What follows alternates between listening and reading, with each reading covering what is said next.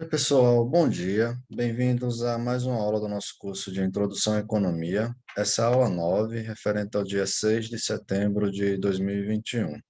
Deixa eu avisar já algumas coisas. Primeiro, né, lembre, a lista de exercício 1 já está no Google Drive. A data de entrega é até o dia 8 de setembro de 2021. E já para avisar para vocês também, no dia 8 de setembro vai ter uma lista de exercício 2 aqui, tá? Então, na próxima aula eu já vou falar sobre isso, mas daqui a pouco vai aparecer uma lista de exercício 2, provavelmente a entrega até o dia 20 de setembro, por aí. Tudo bem? Já para vocês se programarem. Na próxima aula eu explico direitinho. Uma outra coisa que eu queria falar, mais duas coisas, basicamente. A primeira coisa é que, novamente, eu mandei um e-mail de introdução para vocês, então vejam o e-mail, mas ignorem.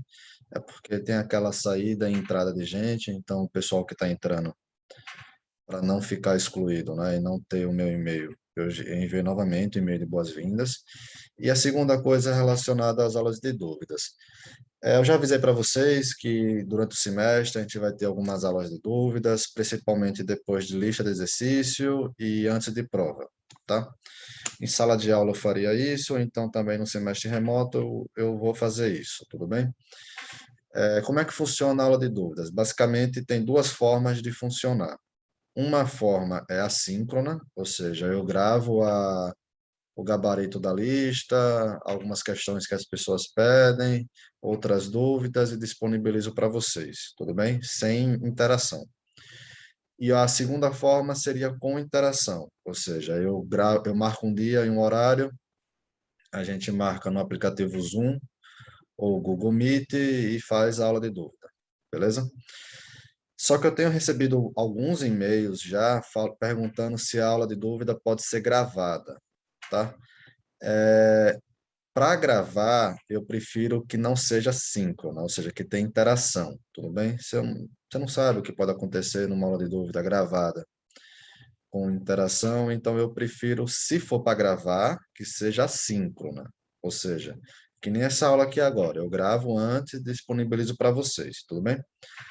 Para essa primeira aula de dúvidas, não tem mais tanto tempo, já que quem assiste essa aula assiste no dia 6 de setembro, e eu estou marcando a aula para o dia 13 de setembro, tá? Então, nossa primeira aula de dúvidas vai ser no dia 13 de setembro e vai ser assíncrona, como essa aula aqui agora. Então, mandem as dúvidas por e-mail, eu vou gravar e disponibilizar para vocês. Eu vou focar naquelas 5 questões da lista de exercício 1, obrigatórias. Se quiser que eu responda as questões optativas, me manda e-mail também, falando, professor, responda a questão 10, 12, aí eu vou lá e respondo. E outras dúvidas que vocês tiverem, tudo bem? Essa aula do dia 13 de setembro. E aí eu gostaria de vocês, porque essa aula, assim, sem a interação, né, sendo assíncrona, eu consigo gravar e disponibilizar para vocês, beleza? Como esses e-mails que já estão que estão chegando para mim já estão pedindo isso. Só que eu queria um feedback de vocês, eu queria um retorno de vocês. Então, essa aula daqui vai ser assim, beleza? Essa primeira aula de dúvida vai ser assim. Vai ser assíncrona, vocês mandem as perguntas que tiverem por e-mail e no dia 13 de setembro eu respondo tudo, tá? Respondo as questões obrigatórias da lista e respondo as outras dúvidas que vocês tiverem. Essa aula aqui é referente à lista de exercício 1, tudo bem? Mas com relação à segunda aula de dúvidas, à terceira aula de dúvidas, então eu queria o retorno de vocês.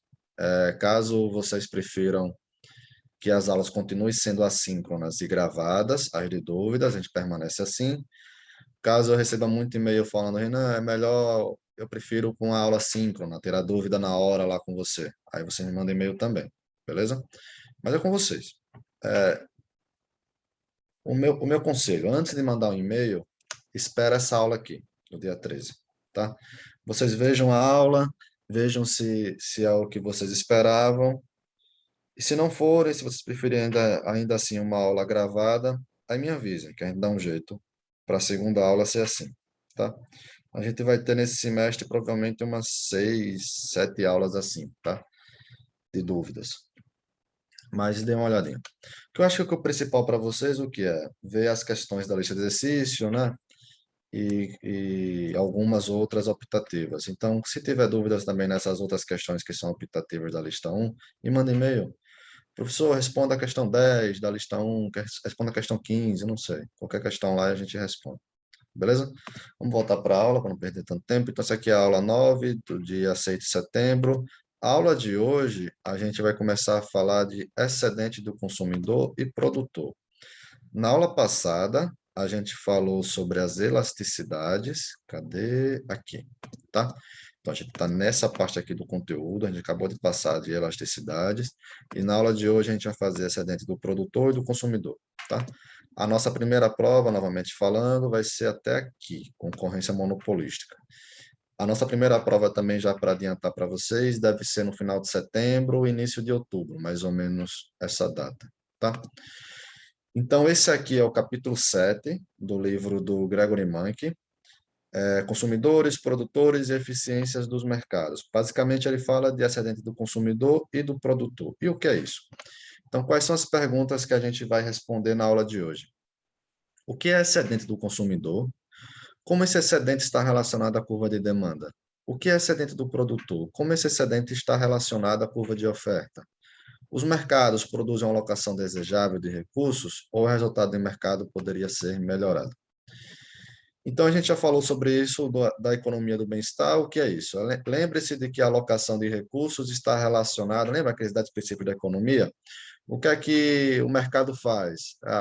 O que é uma economia? É a quantidade produzida de cada bem, aos produtores que o produzem, aos consumidores que o consomem. A alocação de recurso está relacionada à quantidade produzida de cada bem, aos produtores que o produzem, aos consumidores que o consomem. Então, é, todo o mercado, você vê, você sai de casa e chega, abre uma lojinha lá, entra numa lojinha e tem lá as roupas sendo vendidas. Então, alocação de recursos. Naquela loja foi feito pelo empresário que pensou naquilo em fazer uma loja de roupa. A quantidade que vai ser produzida dessas roupas dessa loja, quem são as pessoas que produzem essas roupas, quem é os consumidores desse mercado. Isso é o que? Alocação de recursos. A economia de bem-estar estuda como a alocação de recursos afeta o bem-estar econômico. Primeiro, veremos o bem-estar dos consumidores. Então, o primeiro conceito importante para a gente entender excedente do consumidor é a disposição para pagar. O que é isso? O que é disposição para pagar? É a quantia máxima que o comprador pagará por um bem. A disposição para pagar mede o quanto o comprador valoriza o bem. Pensa assim,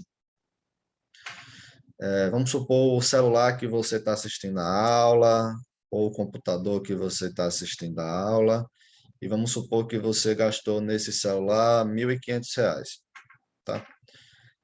Mas você gosta muito desse celular. Você fala, nossa, esse celular eu tenho uma tela melhorada, é Full HD, tem 6 GB de RAM, tem vários recursos, tem uma memória muito boa, tira foto muito bem, eu uso para usar os aplicativos, o TikTok e as outras coisas. Esse celular eu paguei 1.500, mas eu pagaria 2.500 nele, vamos supor. Isso é o quê? Isso é a sua disposição para pagar. É de fato quanto você pagou? Não, você pagou 1.500. Você olhou o mercado, estava lá 1.500, você pagou 1.500.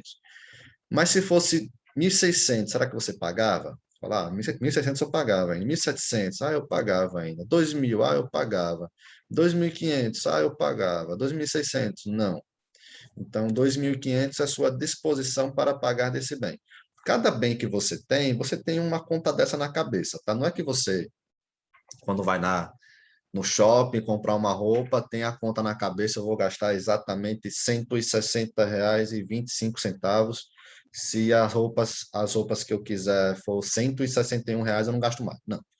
Mas você tem uma conta na cabeça. Você fica, essa camisa, R$ 80, vale a pena? É a marca tal, eu gosto, vale a pena, eu vou comprar. E se fosse 85? Eu compraria ainda. Se fosse 90, eu compraria. Se fosse 100, eu não compro mais, já acho caro. Então, sua disposição a pagar aí é o quê? Acima de 90, tá? Entre 90 e 100 reais. É o quanto você daria para comprar aquele bem. É de fato o quanto você paga? Não, porque você paga o valor de mercado. Mas é o quanto você estaria disposto. É a sua disposição para pagar. Vamos dar um exemplo? à disposição para pagar de 4 compradores interessados em um iPod. Eu já falei do iPod durante esse curso, né? Mas muitos de vocês acho que nem chegaram a ver o iPod. O iPod era famoso quando eu era adolescente, na verdade. O iPod é basicamente um iPhone que só toca música e sem internet. Então veja que hoje em dia o iPhone já inclui isso daí, né? Mas era isso. É um iPhone que só serve para tocar música, tá? Não faz nada além disso. Ele tocava música e não tinha internet. Então você baixava a música, jogava dentro desse aparelhinho lá e ficava ouvindo ele, tá?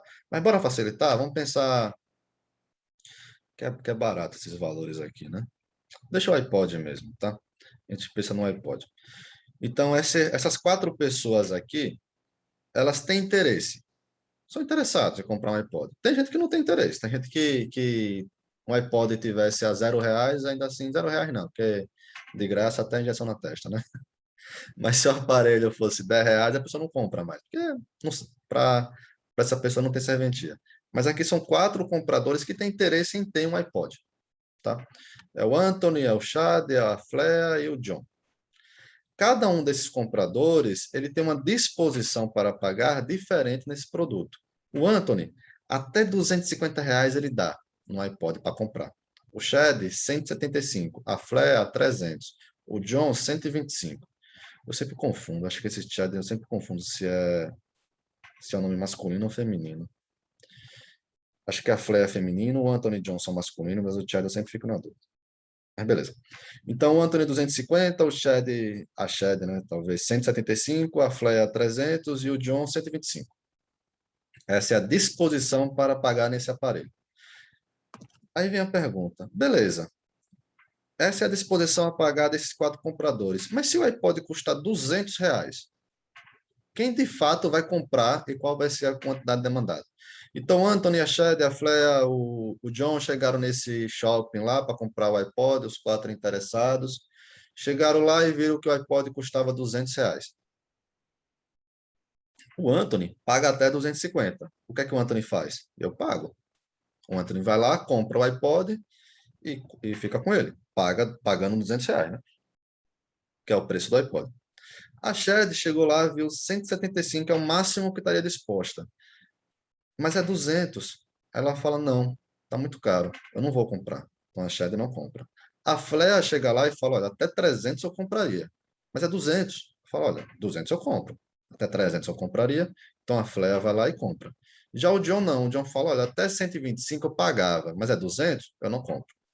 Então, de fato, se o iPod custar R$ 200, quem são as pessoas aqui que compram esse aparelho? O Anthony e a Flea, porque eles têm disposição para pagar de R$ 200 ou mais, não é isso?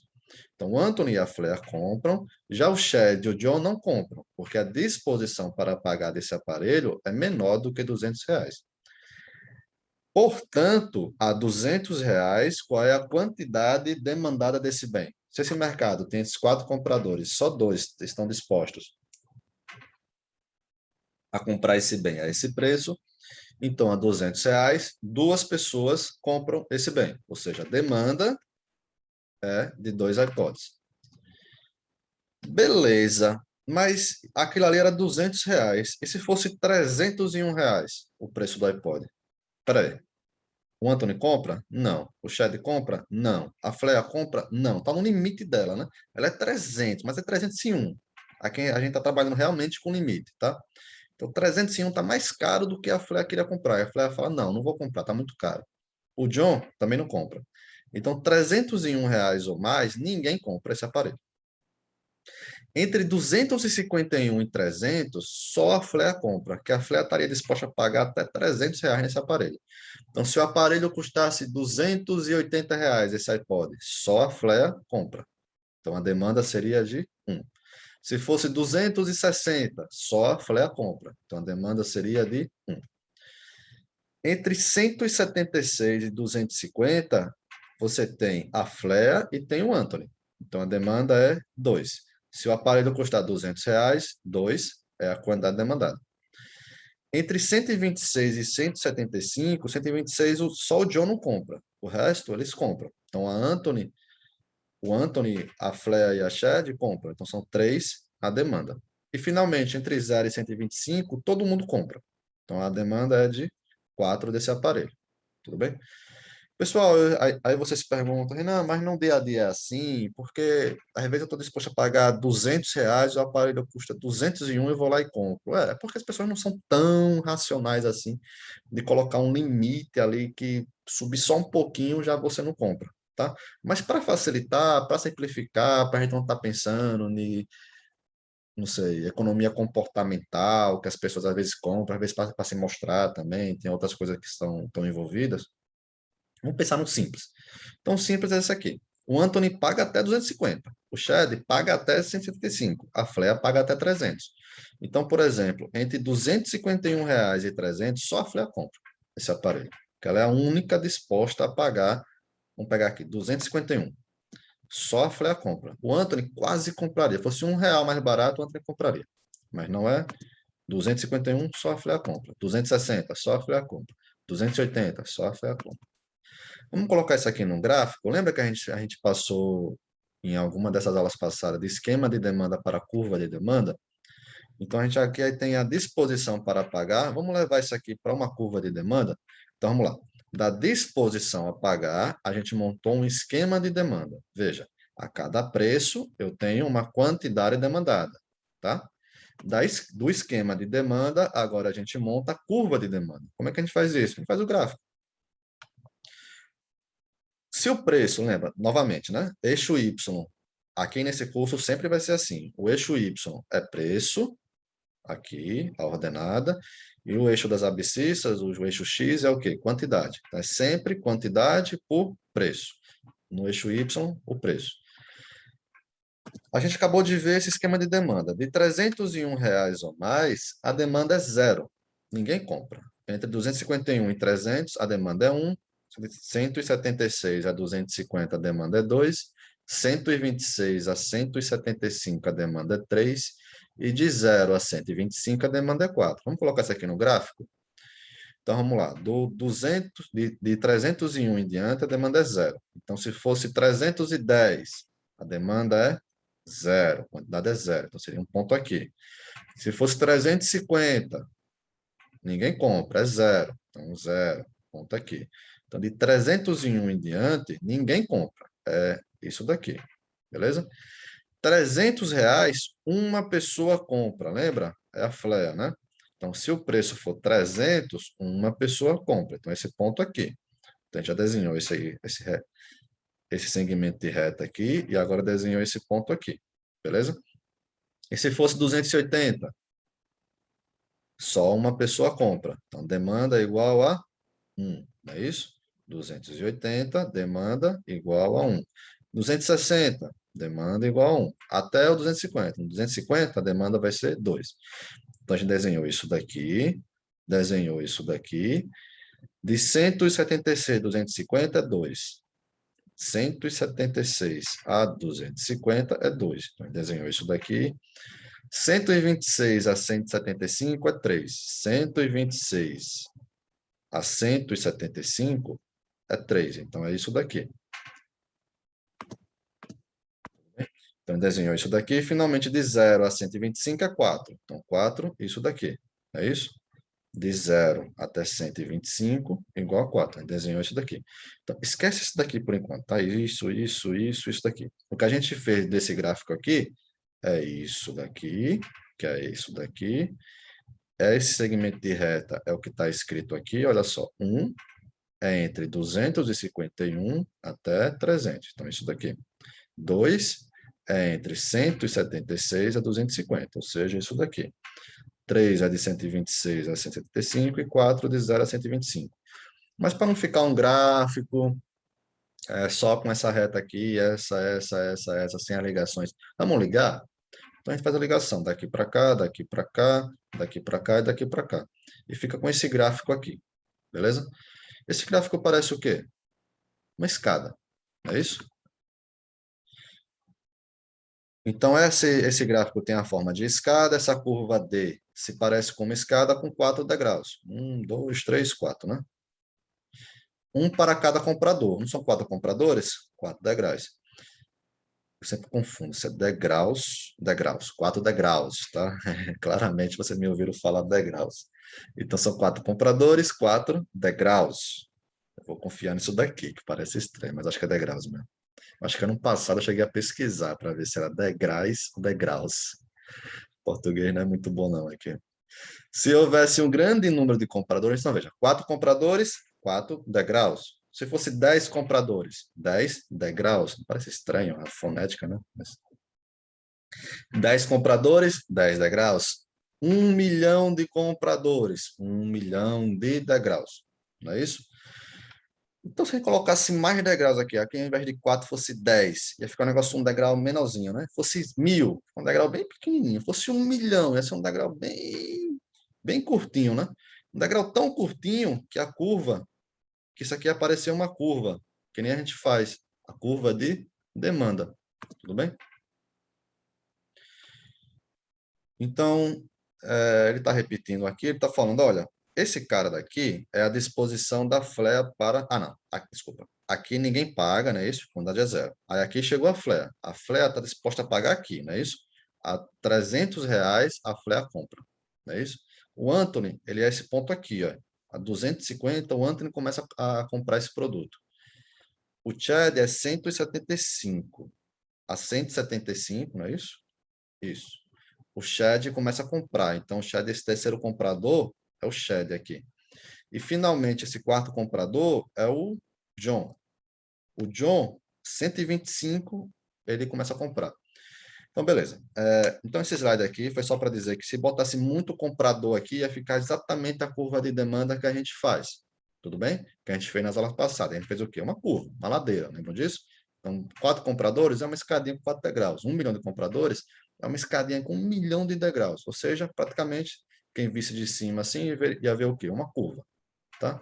Uma ladeirinha, ao invés dessa escadinha. Aqui, ele está falando um outro conceito que também é muito importante, que é o quê? O comprador marginal. O que é isso? Em qualquer quantidade, a altura da curva D é a disposição para pagar do comprador marginal, o comprador que deixaria o mercado se o preço fosse maior. Então, aqui, vamos pegar esse número 1 aqui. A primeira pessoa a comprar o iPhone, o iPod, é a Flea, não é isso? A R$ 300, a Flea começa a comprar. Então, a R$ 300, quem é o comprador marginal? Quem é a pessoa que, se fosse um pouquinho mais alto o preço, não estaria mais disposta a comprar? A Flea. Chegou a 300, a gente chama de comprador marginal, na margem, naquela altura ali. A R$ 300, quem é a pessoa que entrou nesse mercado para comprar? A Flea. Se fosse 301, a Flea está fora. Então, a gente chama a Flea do comprador marginal a R$ 300. Só a Flea entra, não é isso? Vamos pegar o Anthony. O Anthony é 250. Então, o Anthony é 250. Aí abaixou o preço, era 300, foi para 270, 260, 251 e não mudou nada no mercado. Na hora que chegou 250, o Anthony fala, opa, a 250 eu compro. Se o preço chegar a 250, o Anthony entra nesse mercado. Então, a 250, quem é o comprador marginal? Quem é a pessoa a 250 que está comprando nesse mercado? O Anthony. Se fosse 251, o Anthony não compraria. Renan, mas a Flea já não compra nesse mercado? Compra. Só que a Flea já está dentro daquele mercado. Se fosse 251, a Flea continuaria comprando. Então, ela não é a compradora da margem, é o marginal. O Anthony é. O Anthony é o comprador marginal, na margem. 250, o Anthony entra. 251, o Anthony está fora. Tá? Esse é um conceito que vai servir para a gente daqui a pouco para calcular o excedente do consumidor. Daqui a pouco vocês vão ver isso. Mas basicamente é isso. É na margem, exatamente na margem.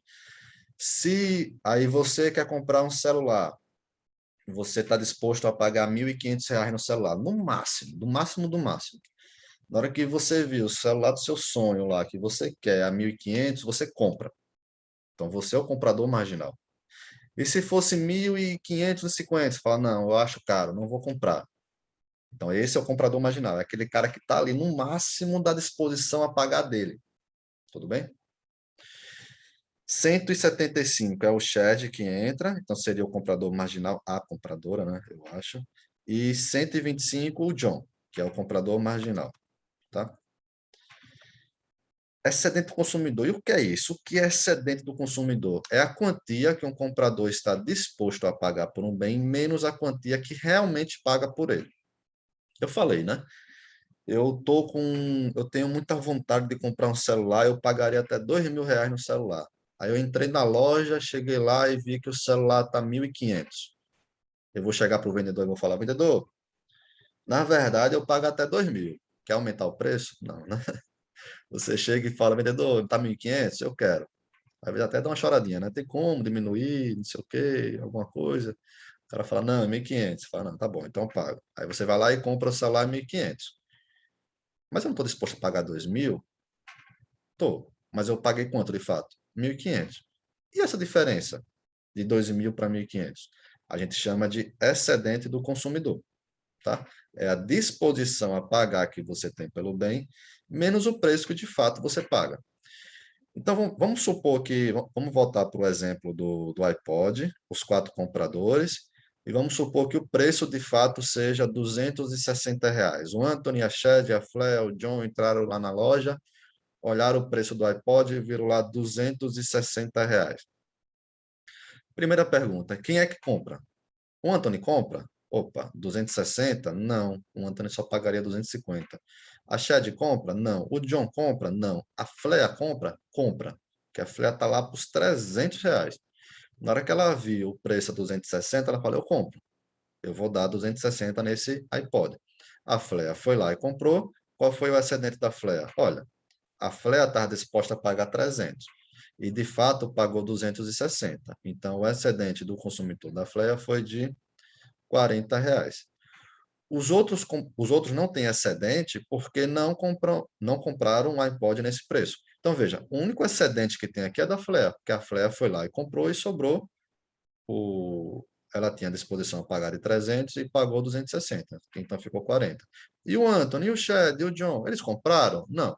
Então tem excedente? Não, não compraram. Então, o Anthony comprou? Não. Então, ele não tem excedente. Total do excedente do consumidor, R$ 40. Vamos ver isso aqui no gráfico?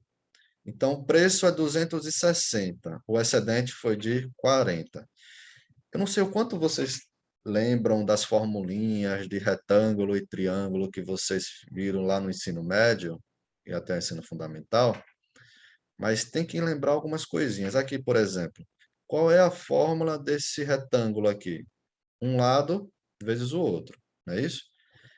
Esse retângulo aqui, qual é a altura dele? Aqui na 260, que é o preço, 260. E aqui na 300, 300 menos 260, 40. Então, é isso daqui, esse lado mede 40. E esse lado aqui é do 0 até 1. Então, 1 menos 0, 1. 40 vezes 1, 40. Qual foi o excedente consumidor? 40. Coincidência, né? Essa área aqui em verde é exatamente o excedente do consumidor ao preço de 260. E se fosse outro preço? Se fosse 220? Olha, a 220, a Flea compra, e qual é o excedente da Flea? 300 menos 220, ou seja, o excedente da Flea é de 80. O Anthony também compra. E qual é o excedente do Anthony? 250 menos 220, isso. Então, o excedente do Anthony, 30, né? Da Flea é 80, do Anthony é 30. E o Shed? O Shed não compra. Se não compra, não tem excedente. O John não compra. Se não compra, não tem excedente do consumidor. Excedente do consumidor não é uma vantagem, não, tá? Né? Não é que o Shed vai ficar triste porque não tem excedente do consumidor. Lembra do meme do Julius lá, o pai do Chris, né? Como é? Se não comprar, o desconto é maior, não é isso? Mesma coisa aqui, tá? Mas ele não vai ter o excedente. Se fosse R$ 100, ele compraria. Ela compraria a Shed, né? E teria o excedente da diferença. A 220, a Shed não compra. Então também não tem o excedente. Tudo bem? Mas fica com dinheiro, né? Então, beleza. A Flea compra e tem um excedente de 80, e o Anthony compra e tem um excedente de 30. O Anthony estaria disposto a pagar 250, pagou 220 de fato e ficou 30. O excedente total do consumidor é 110. Se você calcular essa área aqui, e dá para calcular, é só cortar essa figurinha aqui, ó, calcular essa área aqui desse retângulo e essa área aqui desse retângulo, vai dar exatamente o 110, tá? Então, percebam o padrão. Qual é o padrão? O total do excedente do consumidor é igual à área abaixo da curva de demanda e acima do preço, de zero a quantidade. O que ele quer falar é o seguinte, aqui, a esse preço, você liga esse preço até a curva de demanda, e aí essa área que der aqui embaixo vai ser o excedente do consumidor, tudo bem? Mudou o preço, agora o preço está aqui. Então, você vem daqui até o preço, o último preço, né, que está ali disposto a pagar, e daqui até a curva de demanda. Toda essa área aqui de baixo vai ser o excedente do consumidor. Renan, e se o preço fosse aqui, 150? Então, a gente pegaria daqui até aqui, e toda essa área aqui, toda, seria excedente do consumidor, tá? Esse é o padrão. Vai ficar mais fácil de entender quando a gente fizer a figurinha assim, da curva de demanda. Vamos lá? Esse aqui é um exemplo de excedente do consumidor com muitos vendedores e uma curva de demanda suave. Então, aqui a gente tem um mercado que é a demanda por sapatos. Você acha que a demanda por sapatos em Salvador tem 4 consumidores? Não, tem um monte de gente que quer comprar sapato. E quantos vendedores tem desse mercado de sapatos em Salvador? Tem 2 vendedores? Não, tem um monte de gente também vendendo sapato, não é isso? Mas vamos pensar do lado da demanda primeiro. Então, você tem um monte de comprador, tem 500 mil compradores de sapato a esse instante em Salvador. Essa escadinha tem 500 mil degraus. Se a gente fosse ver de cima essa escadinha com 500 mil degraus, o que é que a gente veria? Uma curva de demanda, tá? Para facilitar, para não ficar pensando nessa escadinha, curva de demanda, a partir de agora, basicamente, a gente vai trabalhar a curva de demanda assim, tá? Para calcular excedente do consumidor. Então, curva de demanda é uma descida, como a gente fez nas aulas passadas. Isso daqui, no eixo Y, no eixo dos preços, aqui é o preço do bem. Então, o sapato custa R$0, o sapato custa R$10, o sapato custa R$20, R$30, R$60 e por aí vai. E no eixo X é a quantidade, em milhares. Então, aqui é 5 mil unidades de sapato, aqui é 10 mil unidades de sapato, aqui é 15 mil unidades de sapato, aqui é 20, aqui é 25, 30 e por aí vai. Na quantidade igual a 5 mil, aí você vai lá na curva de demanda. Olha, a 5 mil pares de sapato, para vender essa quantidade, quantas pessoas estariam... deixa eu refrasear. 5 mil pessoas estariam dispostas a comprar sapato ao preço de R$50. Essa aqui é a curva de demanda. Então, se você olhasse o comprador marginal, pensa o cara, um preço um pouquinho maior, teria 4.995 pessoas comprando sapato, tá? Que estariam dispostas a comprar sapato. Ao preço de R$50,25. Aumentou um pouquinho o preço, tem lá aquelas pessoas que já queriam comprar. Na hora que chegou o preço de R$50, veio o cara que estava disposto a pagar exatamente R$50 naquele sapato. Se fosse um pouquinho mais caro, ele não pagaria. Esse é o cara que compra a unidade 5 mil. Tudo bem? Todos aqueles outros já comprariam. Já estava no preço deles. Se é R$50, se é mais barato, eles continuam comprando. Agora entrou mais alguém. Um cara ali que a R$50 ele compra. Então, esse aqui é o quê? Que a gente chama mesmo comprador marginal. Então, esse cara daqui, do número 5 mil, que compra o sapato, ele vai comprar exatamente a R$50. Ele é o comprador marginal. É a disposição a pagar dele, é os R$50. E como é que você faz isso? Você pega a unidade que você quer, leva até a curva de demanda e descobre o preço dele. Tudo bem? Mas suponha que o preço seja de R$30 do sapato. Então, qual é o excedente desse cara? Desse cara daqui, dos 5 mil? Olha, ele não está disposto a pagar R$50 e o preço de fato não é 30. Então, qual é o excedente dele? 50 menos 30, 20. Não é isso? E esse cara daqui? Bom, esse cara daqui estava disposto a pagar esse valor aqui, ó. Vamos supor, 55. Mas ele pagou 30. Então, vai ser 25. Tá vendo? Então, cada cara que a gente pegar aqui, ó, vai ser isso daqui o excedente. Esse cara daqui vai ser isso daqui o excedente. Esse cara daqui vai ser isso daqui o excedente. Então, no final, qual é o excedente do consumidor a R$ 30? De todos os consumidores, todo mundo junto. Isso daqui, mais isso daqui, mais isso daqui, mais isso daqui, mais isso daqui, mais isso daqui, mais isso daqui, mais isso daqui, por aí vai. Ou seja, é a área, essa área daqui, tá? Pessoal, tocar aqui em casa, eu volto rapidinho. Voltei. Então, aí vai ser isso daqui, mais isso daqui, mais isso daqui, por aí vai, até chegar aqui. Ou seja, essa área daqui, tá vendo? Isso daqui é o excedente do consumidor, beleza? É o que ele fala aqui. Então, vamos lá. O excedente do consumidor com muitos vendedores e uma curva de demanda suave. Basicamente, o curso vai ser assim, tá? A gente fala da escadinha para construir o excedente do consumidor, mas basicamente as questões de lista de exercícios, de prova, vão ser uma curva de demanda assim, tá? O excedente do consumidor é a área entre o preço e a curva de demanda de zero até a quantidade, ou seja, essa área daqui, que a gente já falou. E como é que a gente calcula essa área daqui? Isso aqui é o que mesmo?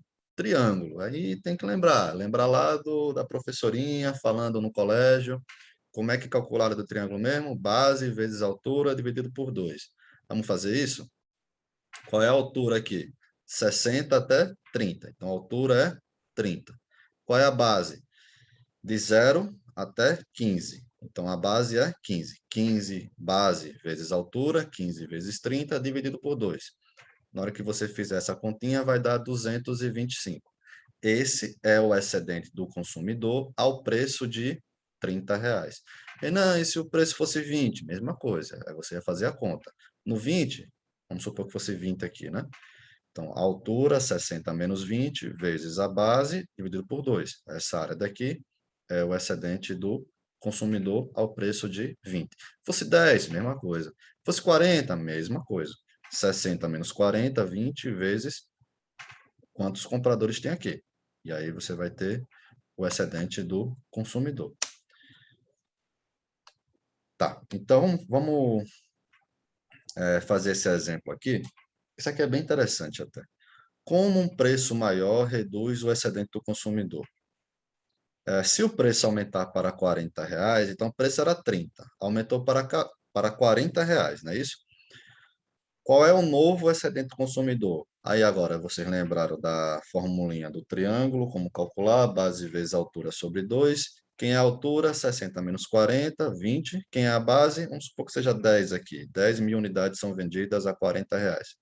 Então, de 0 até 10, 10 vezes 20, 200, dividido por 2, 100. Então, se o preço for para 40, o excedente do consumidor, que era de 30, desculpa, que era 225, tudo isso, foi para 100. Isso está certo. O excedente do consumidor no preço de R$ 30 era 225. Ao preço de 40, caiu para R$ 100. Então, se aumentar o preço, normalmente o excedente do consumidor vai diminuir. Normal isso, né? Aumentou o preço, talvez as pessoas não comprem aquele produto, quem comprar vai ter um excedente menor, não é isso? Então, diminui o excedente. Agora, o excedente diminui por dois motivos. Quais são os motivos? A queda no excedente consumidor ocorre porque os compradores deixam o mercado. Então, aquele cara que estava disposto a pagar R$ 30, vai continuar comprando se for R$ 40? Não. Então, ele sai do mercado. Se ele não compra, ele não tem um excedente, não é isso? E o cara do 35, ele compra? Não. E o 38, ele compra? Não. Isso aqui ficou ruim, que ficou bem em cima, não tem como eu tirar. Mas, basicamente, essa área aqui, ó, desse triângulozinho aqui. Essa área daqui, tá vendo?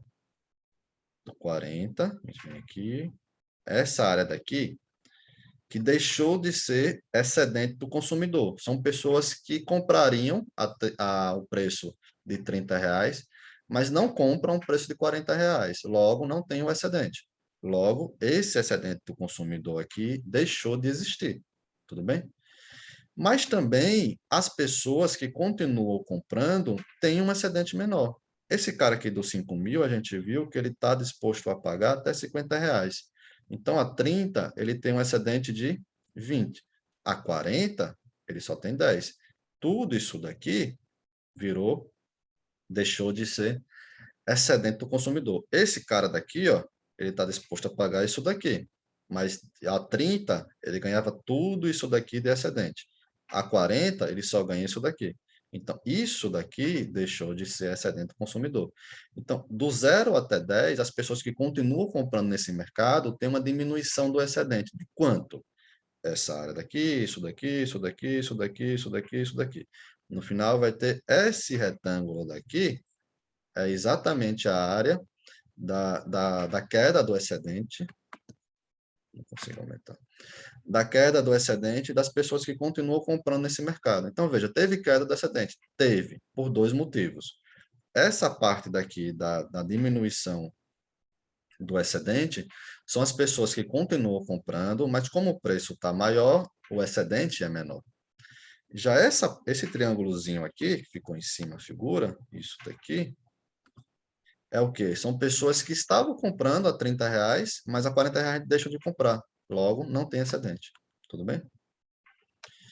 Vamos fazer um exercício? Então, encontre a disposição para pagar do comprador marginal na quantidade Q igual a 10. Letra B, encontre o excedente do consumidor para o preço igual a 30.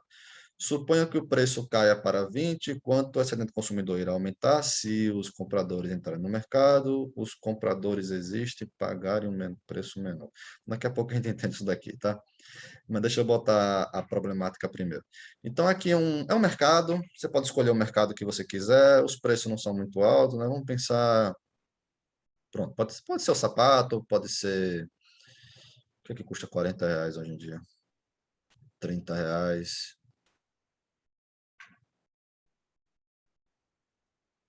Nossa, estou sem ideia. Boné, talvez, um short, bom, qualquer coisa que custe entre 15 e R$ 40, que as pessoas comprem, tá? Então, isso daqui é o preço, aqui é quantidade, aqui eu tenho a curva de demanda desse mercado. A R$ 40 ninguém compra, a R$ 15, 25 aqui compram. A R$ 30, 10 compram, a R$ 25, 15 compram. Renan, é 15? Não, podia ser 15 mil, 15 milhões, o que você quiser interpretar, tá? Mas vamos facilitar, vamos botar 5, 10, 15, 20, para não dificultar. Ai, não resolve. Ai, ai, eu achei que ele resolvia. Vou fazer o seguinte, eu vou deixar esse exercício para casa. Deixa eu dar uma ideia de como fazer ele. Então, uma ideia muito boa de como fazer. Geralmente as questões dos slides ele resolve. Isso aqui acho que não resolveu, não.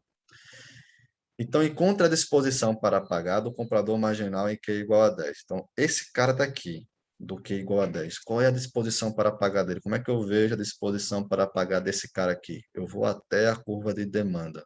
Olha, esse cara daqui está disposto a pagar até R$ 30 nesse bem. Se fosse 31, ele não compraria. Se fosse 29, ele compraria. Mas se fosse um pouquinho maior o preço, ele está fora do mercado. Então, ele é o comprador marginal. Do 10, é R$ 30. Encontre o excedente do consumidor para o preço igual a R$ 30. Então, preço igual a R$ 30, eu tenho que 10 pessoas compram esse produto. Qual é o excedente do consumidor? A área acima, né? Até a curva de demanda. Esse triângulo aqui. Qual é a altura desse triângulo? 40 menos 30, 10. Qual é a base desse triângulo? De 0 até 10, 10. 10 vezes 10 dividido por 2, você vai ter a, a área desse triângulo, ou seja, o excedente do consumidor para o preço igual a R$ 30. O preço caiu para R$ 20. O preço era aqui e agora está aqui. Quanto o excedente consumidor irá aumentar? Bom, primeiro, né? Qual é o novo excedente consumidor? Se o preço é 20, tem 20 pessoas querendo comprar. Então, toda essa área daqui vai ser excedente do consumidor. Então, 40 menos 20, 20. De 0 até 20, 20. 20 vezes 20, 400, dividido por 2, 200. Tá? Então, essa área daqui é de 200. Aí ele pergunta, mas olha só, aqui nesse exemplo, quando o preço aumentou, o excedente caiu por dois motivos. Um, por pessoas que deixaram o mercado, não compram mais, e outro, por pessoas que continuam comprando, mas têm um excedente menor. E se aconteceu o contrário do preço cair? O preço era 30 e caiu para 20. O que é que você espera que vai acontecer com o excedente do consumidor? Ele aumenta. Aumenta por dois motivos. Primeiro motivo, as pessoas que compram R$ 30, tipo esse cara daqui, ele paga até 35, então a 30 ele compra. Ele continua comprando a 20, não é? E o excedente dele aumentou. Aumentou em quanto? Isso daqui, tá? E esse cara do 10, ele compraria 30. Mas agora o preço é 20, então ele continua comprando. O excedente dele também aumentou. Então, se você fizer a conta, eu vou deixar isso aqui como exercício, isso daqui é a área de aumentar o excedente, esses 4 quadradinhos aqui, de aumentar o excedente das pessoas que já compravam a R$ 30 e continuam comprando a R$ 20. O excedente de cada uma dessas pessoas aumentou em 10, não é isso? Então, isso aqui aumentou o excedente das pessoas.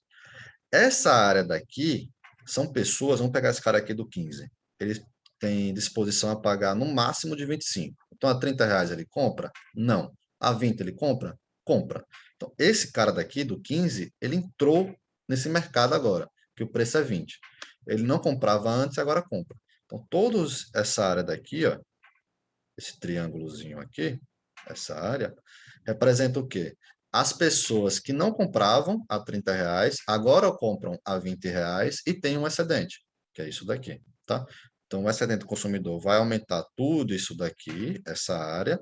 Essa partezinha daqui são pessoas que já compravam o bem e agora com preço mais barato, o excedente aumentou. E isso daqui são pessoas que agora comprou esse bem e, consequentemente, tem excedente. E você calcula isso daí, tá? Se tem demanda, tem oferta. Custo e a curva de oferta. O que é o custo? Custo é o valor de tudo aquilo de que um vendedor precisa abrir mão para produzir o bem. Por exemplo, custo de oportunidade. Lembra que a gente falou de custo de oportunidade? O que é isso? Custo não é só qual é o seu custo de ir para o cinema. Não é só o dinheiro que você vai gastar no seu ingresso e do seu namorado ou namorada para ir para o cinema. É também os outros gastos, né? Por exemplo, de deslocamento até o cinema, passagem de ônibus, a gasolina do carro, estacionamento. O seu tempo está dentro do custo, é o custo de oportunidade de estar 2 horas no cinema, às vezes enfrentar fila para comprar o ingresso, e por aí vai. Beleza? Então, custo é além do financeiro, é tudo aquilo que você está abrindo mão para fazer aquilo ali. Beleza? Então, por exemplo, o cara fala, o empresário fala que a empresa dele, vamos supor, ele tem um faturamento de R$ 2.000 e a empresa dele custa 1.500. Então, R$ 500 é lucro. Contábil, sim. Na contabilidade, sim. 2.000 é o faturamento, a receita, né? E 1.500 é o custo, então lucro é a diferença. Só que ele está contando o tempo dele vale R$ 500, vale mais do que R$ 500. Se o tempo dele valer mais do que R$ 500, então ele deveria fazer uma outra coisa. Se o tempo dele vale menos do que R$ 500, então ele está no lugar certo. Ele está tendo lucro ainda. Tudo bem? Esse conceito, daqui a pouco, esse conceito que eu falei agora fica mais claro, tá? A gente vai falar de custo daqui a uma ou duas aulas, tudo bem? Mas custo é isso, não é só o financeiro, não é só o dinheiro. É tudo que está envolvido, é o seu tempo.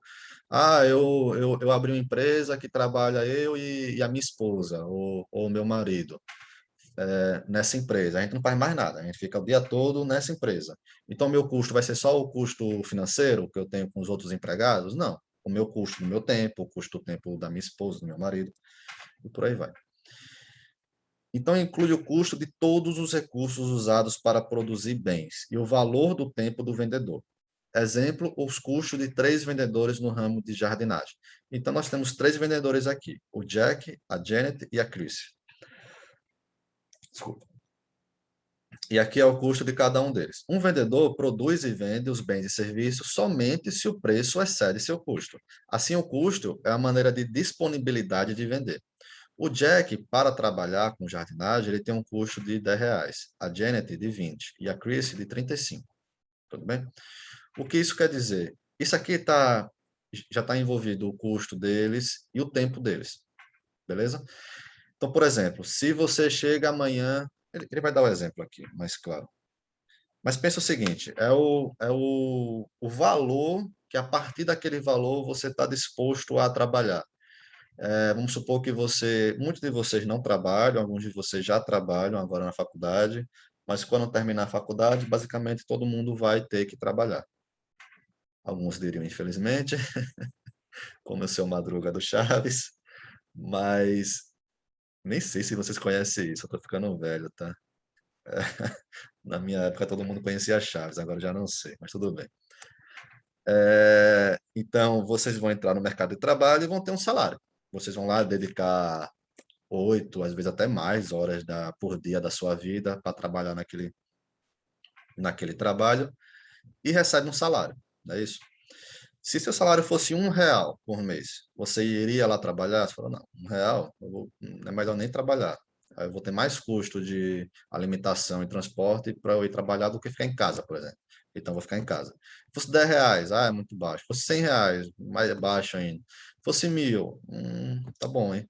Fosse 2.000, eu vou trabalhar. Excede os meus custos, vale o tempo que eu mereço e eu vou lá e trabalho. Fosse 10.000, aí sim, aí eu vou sair de casa, vou de carro para o trabalho, vou almoçar, não importa se é longe, não importa se o almoço é bom ou ruim, ainda assim eu vou, não importa se o trabalho é pesado, eu vou lá e vou trabalhar. Então, cada pessoa tem um seu custo, um valor. Aquele valor que passou daquele valor, você vai lá e de fato vai trabalhar. Mas se for abaixo daquilo, você fala, não, não vou agora, vou esperar uma outra oportunidade, e por aí vai. Tá? Não é todo trabalho que a gente aceita. Um trabalho de R$ 1 por mês você não iria aceitar, por exemplo, né?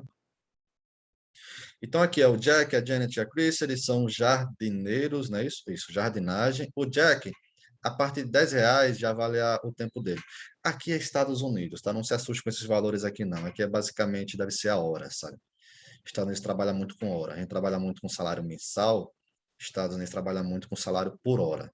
É até um conceito bem diferente. Não sei por que eles gostam de fazer isso.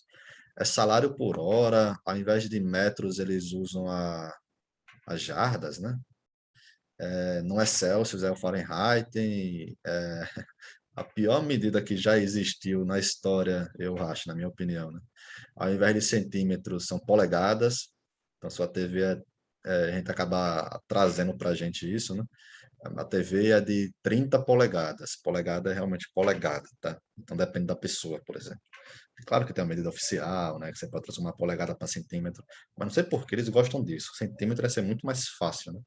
Mas eles gostam. Então aqui é tempo por hora, provavelmente, tá? Então o Jack é o US$ 10, na verdade, né? Vamos trazer para reais.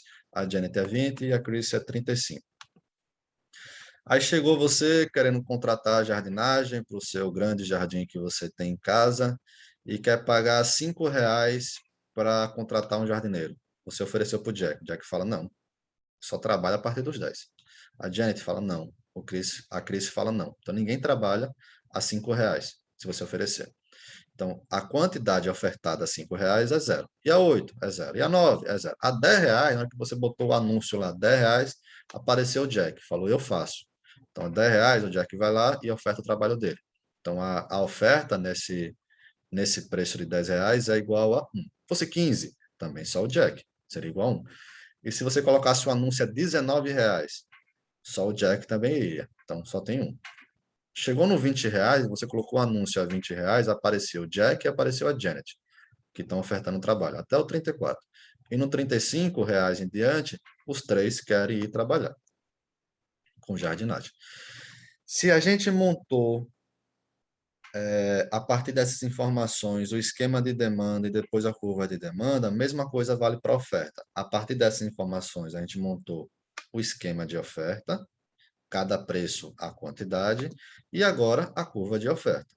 Então, de R$ 0 a R$ 9, ninguém vai. Então, a quantidade é zero. É esse segmento de reta aqui, ó, daqui até aqui. Chegou no 10, veio para 1. Então, do 10 a 19, só 1. Quantidade igual a 1. Então, isso daqui. Chegou no 20, foi para o 2. Então, no 2 aqui, ó, é a partir do 20 até o 34. Chegou no 35, foi para o 3. Então, isso daqui. Então, a gente fez o gráfico disso daqui, isso daqui, isso daqui, isso daqui. Vamos ligar, que nem a gente fez na demanda, para facilitar? Então, a gente vamos ligar isso daqui. Então, a gente ligou aqui, aqui e aqui. Então, ficou com essa figurinha. Isso aqui parece o quê? Uma escada subindo. São três pessoas ofertando serviço, uma escada com 1, 2, 3 degraus. Novamente, não tinha um comprador marginal, também tem um vendedor marginal. de 0 a 9 reais, ninguém quer vender, não é isso? Chegou no 10, o Jack falou, opa, eu vou lá trabalhar, eu vou oferecer o meu serviço. Então, a 10 reais, o Jack oferece o serviço dele de jardinagem. Isso aqui não é só serviço, não, tá? É bens e serviços. Aqui poderia ser, por exemplo, vender um produto, vender televisão, por exemplo, tá? Então, teria um preço lá, que a partir daquele preço, a empresa está disposta a vender uma TV. Tem um outro preço que a empresa está disposta a vender duas TVs e por aí vai, tá? Mas vamos pensar nesse exemplo aqui. Então, eu tenho aqui o serviço deles, a 10 reais, só o Jack está disposto a vender o serviço. A 20 reais, o Jack e a Janet. Mas espera aí, a 10 reais, o Jack está disposto a vender. Se fosse um pouquinho menos, 9 reais, 9,50, o Jack já não estaria disposto a vender o serviço. Então, a 10 reais, a quantidade um, quem é o vendedor marginal? Quem é o vendedor marginal a 10 reais? É o Jack. Pouquinho menos, o Jack não venderia mais. E no 20, quem é o vendedor que entra nos 20 reais? Até 19, só o Jack estava. Chegou no 20, o Jack continua. Beleza. Mas entrou mais alguém vendendo. Quem é essa pessoa que está vendendo? A Janet. E no 35, não é isso? A Chris também entra. Então, o Jack é o vendedor marginal dos 10, a Janet é do 20 e a Chris dos 35. Beleza? É exatamente na margem, sempre. Marginal, margem. Fosse um pouquinho a mais o preço, o Jack fosse 10 reais o preço, o Jack entra vendendo. Fosse um pouquinho menos, o Jack já não venderia mais. Então, o Jack é o vendedor marginal. 20 reais, a Janet está vendendo. Fosse um pouquinho menos, a Janet não entraria mais. Então, nos 20 reais, a Janet é a vendedora marginal. Beleza? Assim como o consumidor, a gente também vai ter um excedente do produtor. E o que é isso? É a quantia que um vendedor recebe por o bem menos o seu custo de produção. Vamos lá. Você ofereceu esse serviço a 20 reais, aí apareceu o Jack. O Jack, a 10 reais, já iria trabalhar. A 20 ele vai lá trabalhar? Vai. Mas espera aí, ele não ia a 10? É. Mas a 20 ele vai? Vai. Então, quanto ele ganha mais por estar indo trabalhar? Se a disposição dele a pagar é 10 e ele está ganhando 20, essa diferença a gente chama de excedente do produtor. Tudo bem? Demanda, a curva, a área abaixo da curva de demanda até o preço, não é isso? Oferta, o contrário, a área do preço até a curva de oferta. Então, nesse preço daqui, que ele não disse o valor, a esse preço daqui, o Jack entrou, que é acima de 10 reais, e a Janet entrou, que é acima de 20 reais. Então, esses dois estão oferecendo serviço. O Jack, qual é o excedente do Jack? É o que ele recebe menos o custo dele, que é 10 reais. Então, tudo isso daqui é excedente para o Jack. Essa área daqui é excedente para o Jack. E a Janet é tudo que ela recebe menos o que ela estaria disposto a entrar nesse mercado. Ou seja, essa diferença aqui. Então, tudo isso daqui é o excedente da Janet. Se você fizer a conta do excedente do Jack, aqui é que botou. O preço é 25, tá? Então, 25 reais. Mas o Jack já não entra 10? Entra. Então, essa diferença é excedente do produtor. 25 menos 10, 15 reais é o excedente do Jack. É exatamente essa área daqui, tá? Pode fazer a conta. E a Janet? A Janet, não é 25? É. A Janet não entra no 20? Entra. Então, 25 menos 20 é o excedente da Janet. É exatamente essa área daqui, tá? Pode fazer a conta. Isso daqui. Vai dar os 5 reais. E a Cris? A Cris não entra, porque a Cris só entra nos 30 reais. Então, a 25, ela não oferece o serviço dela. Logo, não tem excedente do produtor. Então, qual é o excedente total do produtor? Os 15 do Jack mais os 5 da Janet, ou seja, o 20. Se você fizer a conta, vai ver que é exatamente essa área em azul aqui. Beleza? O total do excedente do produtor é igual à área acima da curva de oferta e abaixo do preço, ou seja, daqui para cá, e de 0 até a quantidade. Essa área daqui, tá? Eu prefiro pensar acima da curva de oferta até o preço, tá? Tá, mas isso aqui são com 3 vendedores. Mas existe mercado, às vezes não existe mercado com mais vendedores. Quantas pessoas vendem sapatos em Salvador? Ah, tem um monte no shopping, tem um monte no centro, tem um monte no bairro tal, tem um monte no outro bairro, e tem um monte que mora perto de casa vendendo e por aí vai. Tem muitos vendedores de sapatos em Salvador. Vamos pegar esse mercado, então, preço e quantidade, e aqui agora é a curva de oferta. Lembra? A oferta é subindo. é uma subida. Então, eu tenho a curva de oferta, eu tenho o preço, tenho a quantidade, aqui dos vendedores de sapato, por exemplo, em Salvador. A R$ 40, quantas pessoas estariam dispostas a vender sapato? 25 mil unidades de sapato, aqui está em milhares, tá? A R$ 30 teria 15 mil unidades de sapatos sendo oferecidas nesse mercado. A R$ 15, mais ou menos, né? Não teria ninguém vendendo sapato em Salvador. Então, suponha que o preço de fato seja R$ 40. Em Q igual a 15, ou seja, esse vendedor aqui que oferta a unidade de número 15 mil, ele está disposto a vender por quanto? A R$ 30. O que isso significa? Fosse um pouquinho menos o valor do sapato, R$ 29,50, esse cara daqui não está disposto a vender. Ele só entra nesse mercado quando o preço do sapato for ofertado a R$ 30. Tudo bem? Então, ele é o que mesmo? Ele é o vendedor marginal. Ou seja, uma outra forma que a gente chama isso também é o custo marginal do vendedor. Beleza? R$ 15, 15 mil, a unidade 15 mil é R$ 30. Então, a gente chama de R$ 30 como sendo o custo marginal desse vendedor aqui do 15 mil. Renan, e esse vendedor aqui do 10 mil? Aí você vai lá para a curva de oferta e acha o preço. Vamos supor aqui que fosse 25. Então, R$ 25 é o custo marginal desse vendedor aqui. Esse custo, eu já falei, mas é bom repetir, é exatamente o valor ali que o cara fala, eu estou disposto a vender o meu produto. Eu estou disposto a vender, eu vou ter o custo financeiro para produzir ou para comprar de alguém, vou ter o custo do meu tempo, vou ter o custo de entregar o produto, vou ter o custo de todos esses custos envolvidos, tá? Até o meu tempo, até o custo que não é financeiro, com o meu tempo, custo também de conversar, de falar com a pessoa, às vezes o vendedor, a pessoa que está vendendo não gosta, por exemplo, inclui isso dentro do custo, todo o seu custo. Ou seja, a R$ 30, o cara do 15 mil, ele começa a vender aquele produto, beleza? A 20, R$ 25, né, mais ou menos, o cara do 10 mil começa a vender aquele produto. A gente chama de custo marginal dele. R$ 25, ele vende. Fosse 26, ele vende. Fosse 30, ele vende. Fosse 50, ele vende. Fosse R$ 24, ele para de vender. Ele fala, não, isso não vale o meu custo. Tudo bem? Então, beleza. Em Q igual a 15, o custo marginal é de R$ 30. Mas, de fato, quanto está nesse mercado? 40. Então, qual é o excedente? Olha, o cara do 15, ele não está disposto a vender a 30? Tá. Mas ele vende a quanto? Quanto está valendo esse produto no mercado? 40. Então, essa diferença aqui é o que mesmo? Excedente do produtor. Então, esse cara do 15, isso aqui é o excedente do produtor. E esse cara do 10, ó, esse cara do 10 seria aqui. Mas o mercado não é 40? É. Então, essa diferença aqui ó, é excedente do produtor. E o cara do 5 é aqui. Mas o mercado não é 40? É. Então, isso daqui é excedente do produtor. Então, no final, qual vai ser o excedente do produtor? É toda essa área daqui, ó, do preço até a curva de oferta e acima da curva de oferta, essa área aqui. Vai ser o excedente do produtor ao preço de R$ 40. Tá?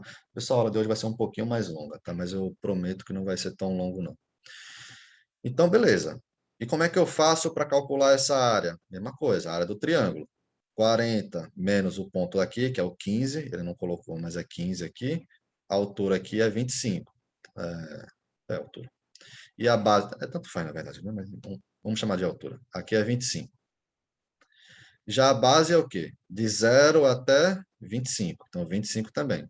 Base vezes altura dividido por 2. 25 vezes 25 dividido por 2, R$ 312,50 é o excedente do produtor no mercado de sapato se o preço for R$ 40. Se for 50, vai lá e faz a conta desse triângulo aqui todo. Se for 30, vai lá e faz a conta desse triângulo aqui pequenininho. Beleza? Beleza. Aí o preço caiu. O preço do sapato era R$ 40 e caiu para R$ 30. Aí você estava lá no R$ 40, achou que o excedente do produtor era 312,50. E agora é 30. Como é que você faz com 30? Mesma coisa, né? Altura, 30 menos 15, altura é 15, vezes a base. Qual é a base? De 0 até 15. Então, 15 também. 15 vezes 15, dividido por 2, R$ 112,50. Então, o excedente foi de R$ 312,50 para R$ 112,50. Primeira pergunta, faz sentido isso? Se o preço de um bem cair, faz sentido o excedente do produtor diminuir? Faz, né? Ganhando mais, não está ganhando menos do produto. Então, se ele vender, ele está ganhando menos, não é isso? Então, o excedente do produtor diminui, não é? Se o preço cair. Beleza. De novo, como no consumidor, diminui por dois motivos. O primeiro motivo, qual é? Esse cara aqui do 20, ó, ele só está disposto a vender a um preço acima de R$ 30, tá vendo? O vendedor marginal do 20, ele está disposto a vender a esse preço aqui, 35, vamos supor. Se o preço for lá, de fato, R$ 30, ele vende? Fala, não, está muito baixo, isso não vale o meu custo, não vale o meu tempo, não vale. Então, não vendo. Então, esse cara aqui do 20, ele sai desse mercado. Isso é o quê? A queda no excedente do produtor ocorre porque os vendedores deixam o mercado.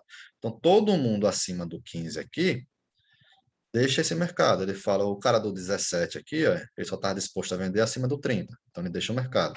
Então, todo esse triângulo aqui, que a figurinha ficou em cima, é o quê?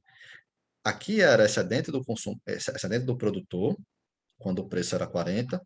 Agora, quando o preço veio para 30, essas pessoas aqui, do 15 até o 25, deixaram de vender o produto. Então, não tem excedente do produtor. Então, essa área daqui são as pessoas que venderiam a um preço acima de R$ 30, mas como o preço é 30, elas deixam esse mercado. Falam, não vendo mais. Então, não tem mais excedente do produtor. Além disso, tem as pessoas que continuam vendendo nesse mercado. Mas se esse cara daqui, ele está disposto a vender a 20, né? Isso, 5 é 20, né?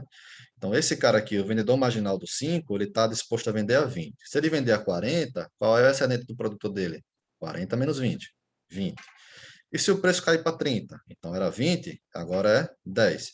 Então, tudo isso daqui, que era excedente do consumidor para ele, deixa de ser excedente do consumidor. Esse cara aqui do 10, mesma coisa. Tudo isso daqui era o excedente dele, com R$ 40. Quando o preço caiu para 30, só ficou isso daqui de excedente. Isso daqui deixou de ser excedente, tudo bem? Então, toda essa área aqui desse retângulo, que a figurinha ficou em cima, deixa de ser excedente do produtor. Então, tem dois motivos, quando o preço diminui, tem dois motivos para cair o excedente do produtor. Quais são eles? Primeiro, as pessoas que venderiam a um preço anterior, que era maior, e a esse preço menor, deixam de vender. E logo deixa de ter excedente do produtor. Segundo motivo, as pessoas que continuam vendendo esse produto, mas um preço maior, eles recebiam mais excedente. A um preço menor, eles recebem menos excedente. Não é isso? Tá. Exercício 2, esse aqui ele responde. Tudo bem. Para não ficar muito longa a aula, acho que eu não vou responder todo não, tá? Então, esse aqui é, de novo, um exercício, curva de oferta, aqui eu tenho preço e quantidade, curva de oferta como é a mesma subida, né? Quanto maior a quantidade, desculpa, quanto maior o preço, maior a quantidade, né? É os vendedores. Se o preço aumentar, o vendedor vai querer o quê? Ofertar mais naquele produto, não é isso? Curva de oferta. A quantidade igual a 10, então perguntar, encontre o custo marginal do vendedor em Q igual a 10. Então, Q igual a 10, qual é o custo marginal? Qual é o valor que aquele vendedor começa a estar disposto a vender o produto, que se fosse um valor menor, ele não venderia? Vai lá na curva de oferta e vê o valor, R$ 20. No Q igual a 10, o cara que vende a unidade 10, ele só vai vender se o preço do bem for R$ 20 ou mais. Tudo bem? Então, ele é o vendedor marginal do 10. Qual é o custo marginal dele? R$ 20. 20 é o preço, aquele preço que se for 20, ele começa a vender. Se fosse 19, ele fala, não vale a pena. Se fosse 10, ele fala, não vale a pena. Se for 30, ele fala, vale a pena, né? Então, a partir do 20, vale a pena para ele. Encontre o total do excedente do produtor para o preço igual a R$ 20. Então, o preço é igual a 20. Como é que eu faço mesmo para contar se é dentro do produtor? Eu pego o preço, levo até a curva de oferta e pego a área aqui que está abaixo do preço, né, e acima da curva de oferta, ou seja, esse triângulo daqui.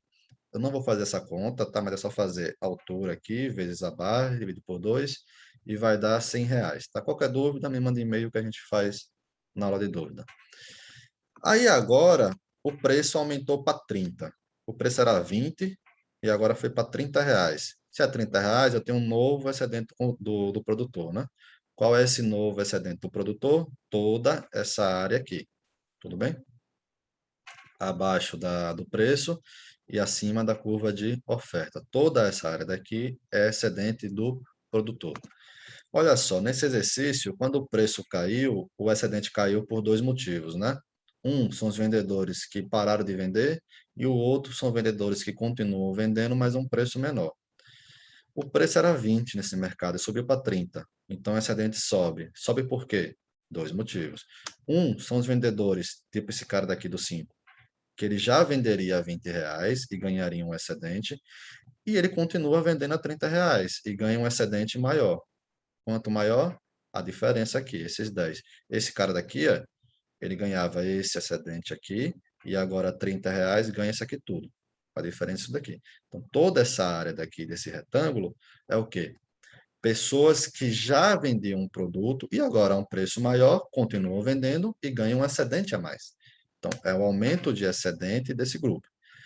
Eu não vou fazer essa conta aqui, mas vai dar R$ 100, tá?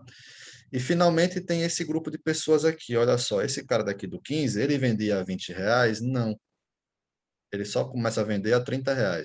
Então, a R$ 30 ele vende. Esse cara aqui do 12, ele venderia a R$ 20? Não. Mas a R$ 30 ele vende? Vende. E ganha quanto? Isso daqui. Esse cara aqui do 11, vende? Vende. E ganha o quê? Isso daqui. Na hora que você fizer esse cálculo aí, vai dar exatamente a área desse triângulozinho aqui. Beleza? E o que é isso aqui mesmo? São vendedores que não vendiam um produto a R$ 20, porque o custo deles é maior do que 20, e agora a R$ 30 eles falam, eu vendo. E foram lá e venderam o produto. Então, o excedente do produtor aumentou por. Eu estou pensando na frente e acabo esquecendo de falar. O excedente do produtor, ele aumentou por dois motivos. Quais são eles? As pessoas que vendem e continuam vendendo a um preço maior, consequentemente, têm um excedente do produtor maior, e essas pessoas aqui, ó, que elas começam a vender porque o preço está maior. E, consequentemente, se estão vendendo, se estão ofertando, né, melhor dizendo, tem um excedente do produtor, que não tem aqui. Beleza? Para ser bem rápido. A gente falou de excedente do consumidor e do produtor. Tem um último conceito que a gente vai aprender na aula de hoje, que é o excedente total. O que é isso? Então, primeiro, excedente do consumidor, a gente viu que é o quê? É o valor para os compradores menos a quantia paga pelo comprador. Então, o cara entrou na loja, está disposto a pagar R$ 20, de fato pagou 15, qual é o excedente? 5. É o ganho dos compradores por participarem do mercado. E o que é excedente do produtor? O contrário, né? O vendedor está ofertando um produto a 15, mas ele a R$ 10 é o custo para ele ofertar, o custo marginal, que ele fala que vale a pena para ele ofertar. Se ele está vendendo a 15, 15 menos 10, 5, então o excedente dele seria de 5, né? Ou seja, é o ganho dos vendedores por participar desse mercado. E o que é excedente total? É a soma dos dois, excedente do consumidor mais excedente do produtor. É o ganho total da comercialização em um mercado. É o valor para os compradores menos os custos para os vendedores. A alocação de recursos do mercado em uma economia de mercado, a alocação de recursos é descentralizada e determinada pela interação de muitos compradores e vendedores com interesse próprio. O que isso quer dizer? Brasil. Qual é como é o mercado no Brasil? Tem um monte de comprador, tem um monte de vendedor e tem um monte de mercado. E essas pessoas interagem. Tem que o governo estar lá dizendo para o cara que vende a banana na feira que você vai, quantas dúzias de banana ele vende? Ou então o governo chega para você e fala quantas dúzias de banana você deve comprar? Não, não é? Então tem uma galera lá. Isso aqui chama de alocação de recurso descentralizada, tá? Então tem interação do monte comprador, do monte de vendedor, cada um com seu interesse. O comprador vai lá no mercado, sabe a disposição a pagar dele, e fala, olha, se a banana tiver R$ 3, eu compro 2 dúzias. Se tiver R$ 1, eu compro 3 dúzias. Se tiver R$ 10, eu não compro nada. E o vendedor também. Se eu vender a R$ 1, eu não vendo nada. Se eu vender a R$ 10, eu vendo 100 dúzias. Se for R$ 3, eu vendo 30 dúzias. Por aí vai. Eu oferto, né? a alocação de recursos determinada pelo mercado é desejável? Então, tem uma galera, cada um com seu interesse. Tem um comprador com seu interesse, o vendedor com seu interesse, tem um mercado, as pessoas interagem. Mas será que essa interação vai gerar um preço, né? Quando você vai na feira, não tem lá um cara falando, olha, é R$ 3, mas você está disposto a pagar quanto? Não, né? E também não tem você falando, olha, é R$ 3, mas assim, até quanto você está disposto a vender, na verdade? Você vende a R$ 1,50? É o seu custo marginal? Também não. Tem uma galera lá conversando, não sei o que lá, e no final você vai na feira e está lá R$ 4 a dúzia. Esse é o preço de mercado, né? Esse é o preço de equilíbrio que a gente viu lá, encontro da demanda com a oferta, que a gente viu em aulas passadas. Mas tem a pergunta, esse é o resultado desejável? É o melhor para o mercado? É uma alocação ou uma alocação de recursos diferentes, talvez não fosse melhor para a sociedade? Uma pergunta que a gente pode se fazer. Talvez um outro preço não fosse melhor? Para respondermos a essas questões, usamos o excedente total. Então, qual é a medida que os economistas têm para ver se o mercado pode melhorar? É o excedente total.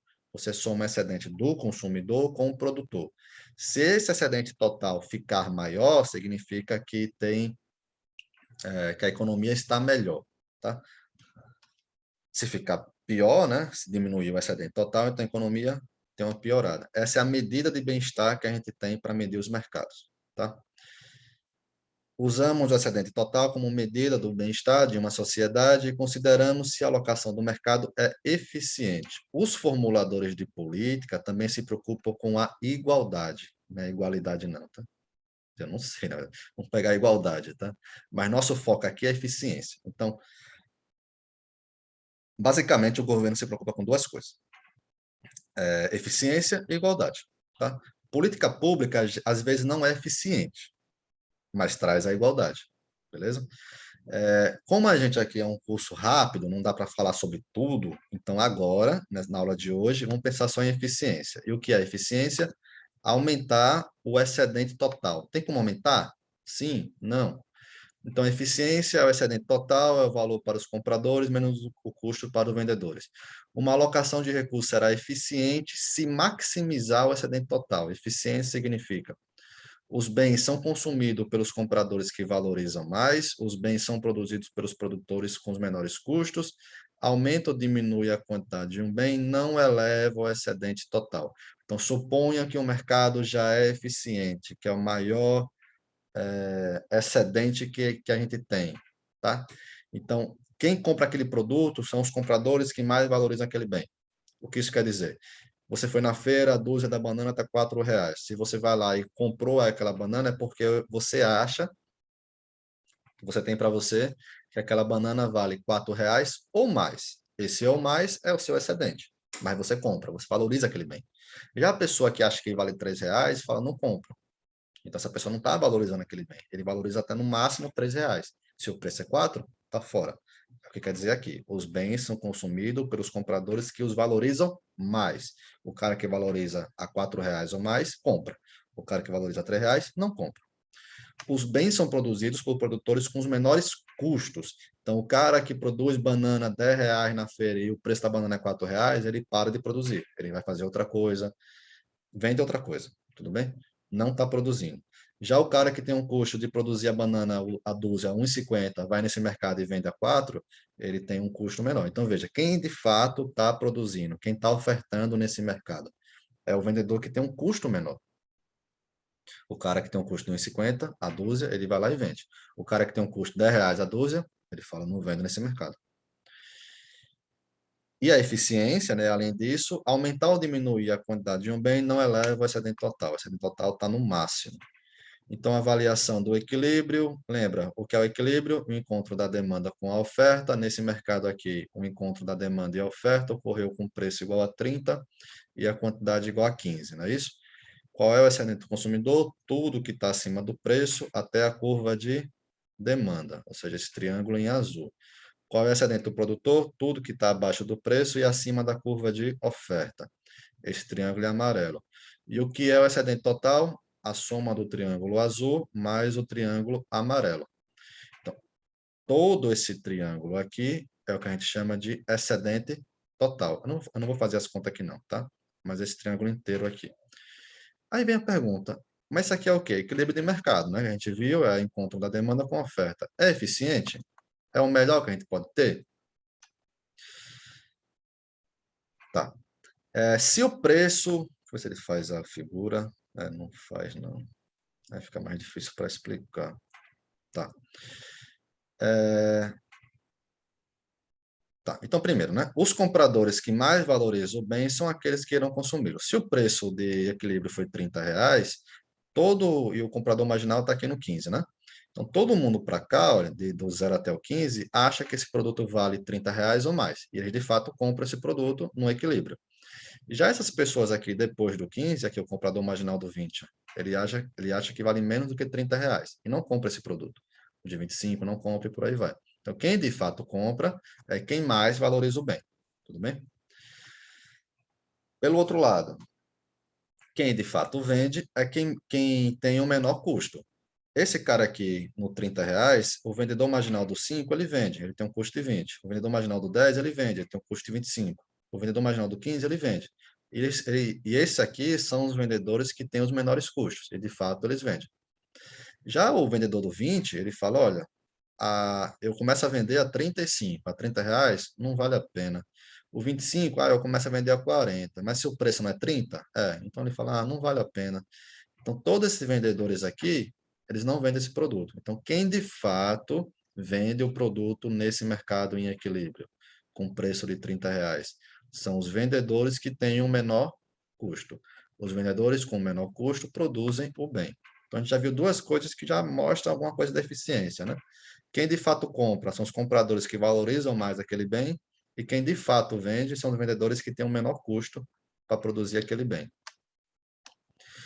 Aí vem a pergunta final. Bom, realmente os compradores que mais valorizam compram, os vendedores que têm o menor custo vendem, mas a eficiência não é excedente total? É. E o que é excedente total? A gente calculou esse triângulo aqui, né? Vamos pegar outro exemplo. Em quantidade Q igual a 20, o custo de produzir a unidade marginal é 35. O valor aos consumidores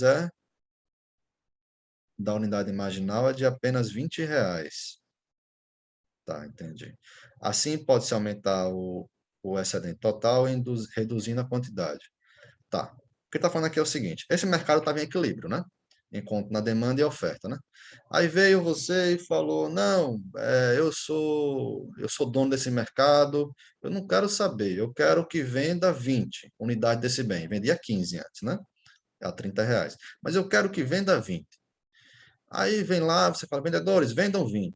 Aí chega lá os caras que já estavam vendendo, e vai ter gente querendo vender até chegar ao 20, né?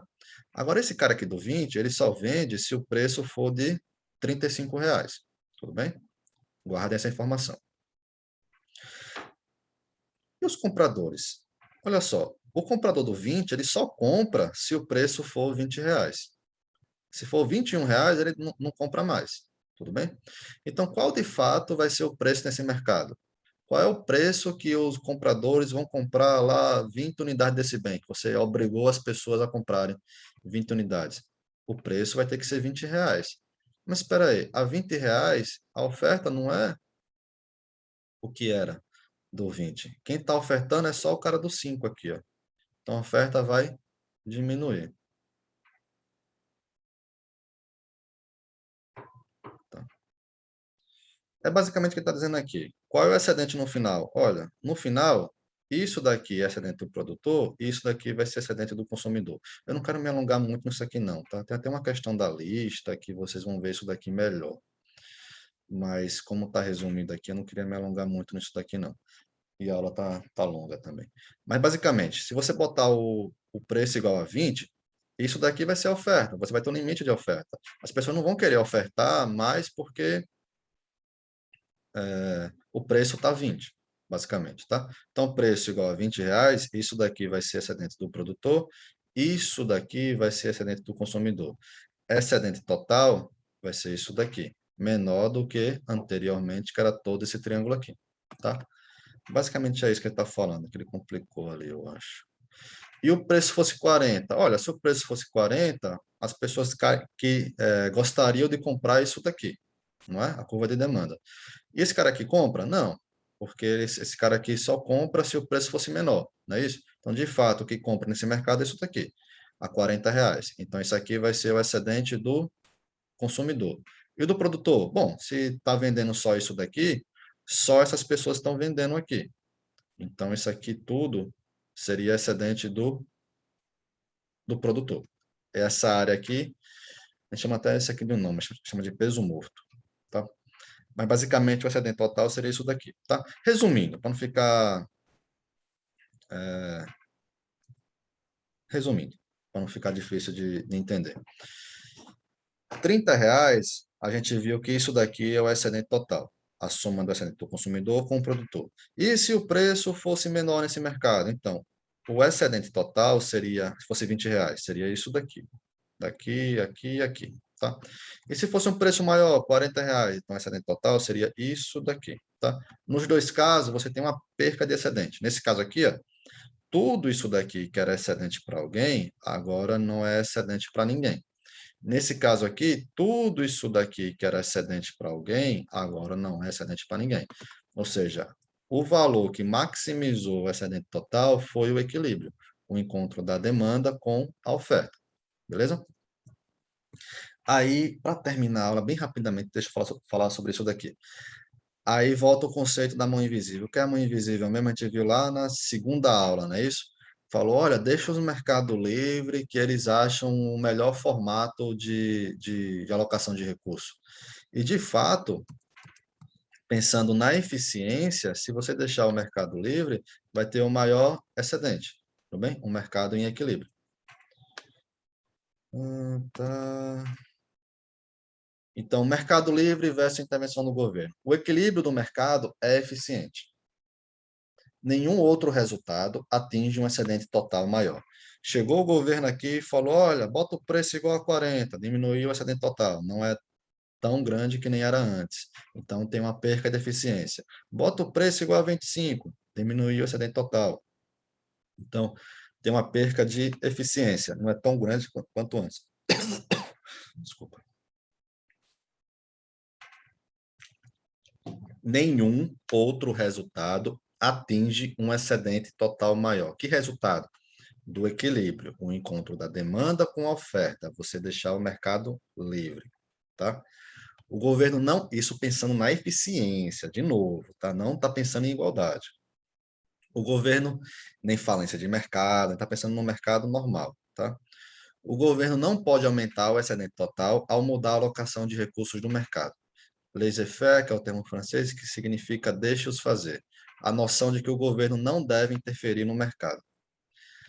Mercado livre versus planejamento central. Suponha que os recursos sejam alocados não pelo mercado, mas por um planejador central que se preocupa com o bem-estar da sociedade. Ou seja, um ditador, mas um ditador preocupado com o bem-estar da sociedade, tá? Ou seja, um negócio que não existe, na verdade.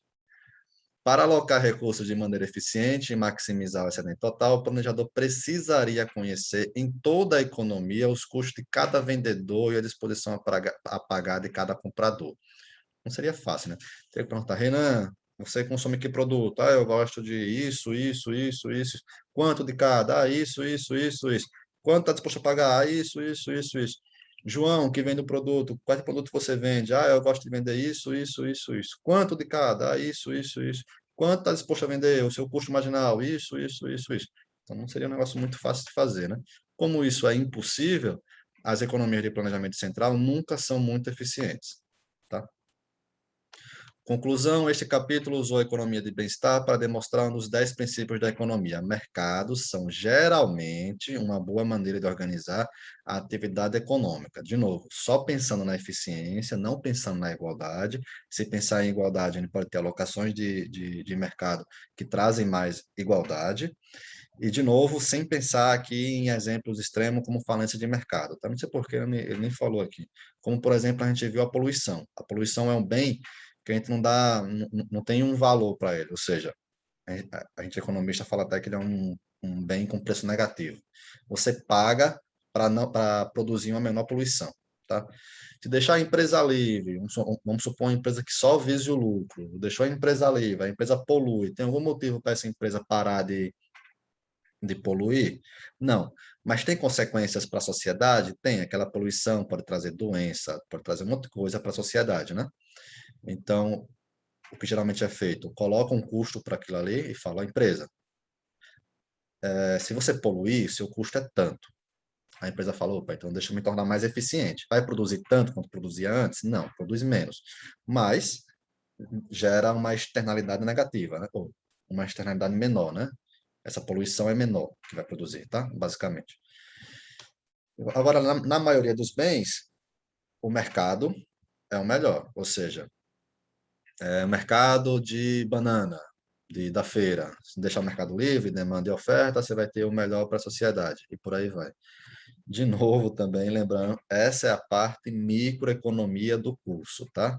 Lembra que a gente falou também, olha, numa crise econômica, se deixar o mercado livre, solto, sem fazer nada, sem intervenção de governo, pode ser que piore, mas isso é macroeconomia, tá? Só para deixar claro, depois você não ir pensando, então é sempre bom deixar o mercado livre. Também não é assim, tá? O que é aceito hoje é o quê? Deixa livre as coisas que funcionam bem, que você não tem interferência. É, lembra, a gente está falando também concorrência perfeita, muitos compradores e muitos vendedores. Então, por exemplo, a energia elétrica não é deixar livre a energia elétrica, isso é monopólio. Daqui a pouco a gente fala sobre isso, tá? Outras coisas, como crise econômica. O mais aceito hoje é que durante uma crise econômica grave tem que entrar o governo para pelo menos sustentar ali a demanda. Mas isso é macro. Isso a gente vai ver na segunda parte do curso, tudo bem? Então, até aqui, até agora, isso é o mais eficiente. Nota importante, nossa análise presumiu que os mercados são perfeitamente competitivos, tá? Não tem monopólio, não é uma empresa só vendendo, não é um comprador só comprando. São muitos compradores e muitos vendedores de um bem só, de um produto único, um produto que não tem diferenças entre eles. Em outras condições, aqui ele fala, eu que me adiantei. Em outras condições que estudaremos mais adiante, o mercado pode falhar na tentativa de alocar os recursos de forma eficiente. Já citei vários exemplos, né? Tais falhas de mercado, eu me adiantei mesmo, tá? Ocorrem quando um comprador ou vendedor possui poder de mercado, a habilidade de afetar o preço de mercado. Imagina, deixar essa empresa de energia cobrar o que quiser cobrar, uma empresa privada de energia. O cara botar o preço lá em cima. Transações têm efeitos colaterais denominados externalidades, como a poluição, que afetam todas as pessoas. Deixar a empresa que só pensa em lucro e emite muita poluição solta, produz o que quiser, ela vai emitir um monte de poluição, mas isso é ótimo para a sociedade? Sim ou não? Não, né? Usaremos a economia de bem-estar para ver como a política pública pode melhorar o resultado de mercado em tais casos, tá vendo? Aqui é a entrada do governo. Apesar da possibilidade de falha de mercado, a análise neste capítulo se aplica a muitos mercados, muitos, muitos. Ele não fala um percentual, mas é a grande maioria. E a mão invisível continua sendo extremamente importante. Isso daqui é a visão Gregory Mann, e a visão da minha também, para ser bem sincero, e da grande maioria dos economistas, na verdade, eu acho. Existem momentos para o governo intervir, como ele falou aqui, ó. Tem falha de mercado, tem o poder de mercado, tem condições que o governo tem que intervir.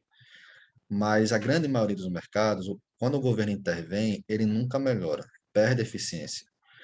Por exemplo, entrou uma lei que obriga celular a ter rádio. Esse é um negócio que está sendo discutido hoje em dia, na verdade mesmo. É importante um iPhone 12 Pro Max, que vale os seus R$ 8.000, R$ 7.000 ter rádio? É importante um celular premium, que a pessoa paga 4, 5 mil, R$ 6.000 ter rádio?